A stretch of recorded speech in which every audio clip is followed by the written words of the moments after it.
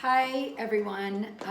Before I begin, I just wanted to tell you how I kind of designed this presentation. I'm doing this as if I were truly presenting to the Department of Education and that they know little to nothing about Waldorf education, and that I've been asked to speak about and present about the culture of learning in Waldorf schools and those learning outcomes. I'm Rebecca Moskowitz. I am the Executive Director Advancement for the Association of Waldorf Schools of North America. Thank you for having me here today to talk about Waldorf education. I'd like to discuss a very broad overview of the culture of learning in Waldorf schools and those learning outcomes, and I've presented a PowerPoint presentation to do so.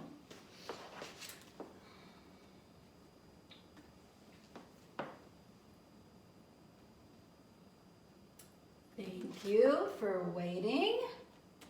So, Waldorf education began in 1919 in Germany to educate all the children of the workers for the Waldorf Astoria cigarette factory. This school has been called one of the pioneer schools of social reform because it educated all of the children, no matter where they came from, what race they were, or what their background was. And now, today, there are over 1,000 Waldorf schools worldwide. The Waldorf mission.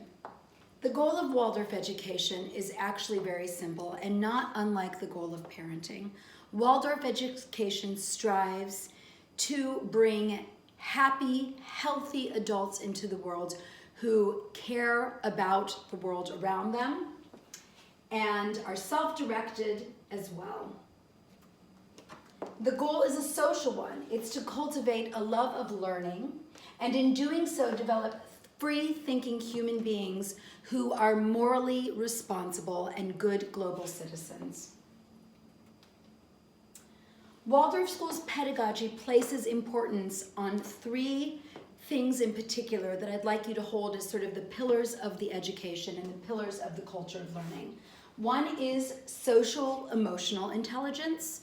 A second is the experiential and kinesthetic style of learning. And the last quality is what I'm calling integrative and interdisciplinary thinking and risk-taking in intellectual achievements. So these three pillars, I'd just like to say a little bit about each of them. First, the social emotional. One thing you should know about Waldorf education is that a class might have one main teacher that stays with them for many years, sometimes 1st through 4th grade, sometimes 1st through 8. I myself carried a class 1st through 8. As you can imagine, there are incredible bonds created with the parents, the teachers, the students, among all of each other, and those bonds last a very, very long time and well into adulthood. Also in Waldorf schools, grades and formalized testing are not introduced until the upper grades. And the emphasis on learning comes more from storytelling, from experiments, from brain games. These are the tools used, especially early on, to cultivate competitive learning and intellectual achievement. The culture of learning in Waldorf School prioritizes human interactions and unmediated learning experiences. This is another important tenet of Waldorf education, that we are low tech, especially in the early grades, that we think we know that the value of education comes from interacting with each other, working together, and that computers, smart devices are supplemental to what happens between students. And now I'd like to move into what we call the experiential part of the education, which happens in every day, in every classroom, early childhood through 12th grade. So to highlight this, I am going to quote an American psychologist named William Glasser. And he did research and pulled data on learning styles. And he says that when we read, we retain and learn about 10% of what we've read. When we listen, we retain and learn about 20%. When we are seeing, observing, it's about 38%, but when we experience something, and I think we can all relate to this, our learning and retention is about 80%. Experiencing things incorporates all of the senses, and that's what we are trying to achieve in a Waldorf school. And then we have integrative and interdisciplinary thinking. This goes throughout the curriculum, as everything does, and it's particularly focused in the upper grades in the high school. And I would just like to state some of the things that we work on in the classroom. Critical thinking, ethical decision making, assimilation of information as opposed to just rote memorization of facts. This happens through storytelling. Courage to take intellectual risks. Public speaking. This starts in first grade and goes all the way through 12. Leadership skills, project management, and being a goal-oriented school. And now some outcomes of this learning structure and environment. Nearly 100% of Waldorf graduates attend college.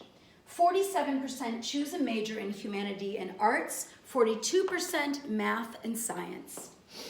92% are active in lifelong learning and education, and 92% highly value critical thinking and say that they use it daily in their lives.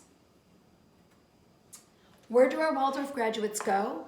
So I looked at some data from various works, and this most recent, I would just like to list a few of where our Waldorf students tend to go. Oberlin, Bard, University of Colorado, Hampshire College, Elmhurst, New York University, Sarah Lawrence, Emory University. And I would like to share some other outcomes with you. I took the opportunity of going back to some of my former students who are now alumni in their 20s and 30s and asking them the question, what has stayed with them in their adult life that they feel they got from Waldorf? And here are some of their answers. Waldorf fuels curiosity and creativity. I felt free to be myself. The person matters, not just the grades. Dynamic learning. You had to do everything as a Waldorf student. Waldorf showed me the value of an interdisciplinary approach to my work and my life. And I would just also, on a personal note, like to share some of what I've learned as a veteran Waldorf teacher of 20 years. These are the things I can attest to. Waldorf students, K through 12, love to go to school. Just let that sit for a minute. They love to learn.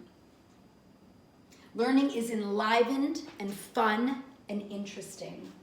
The culture of the classroom is a safe space to take intellectual, emotional, and artistic risks. It's a place to challenge yourself and to grow. Waldorf graduates have confidence and poise in their lives and care about the world and its people. Thank you very much for listening today.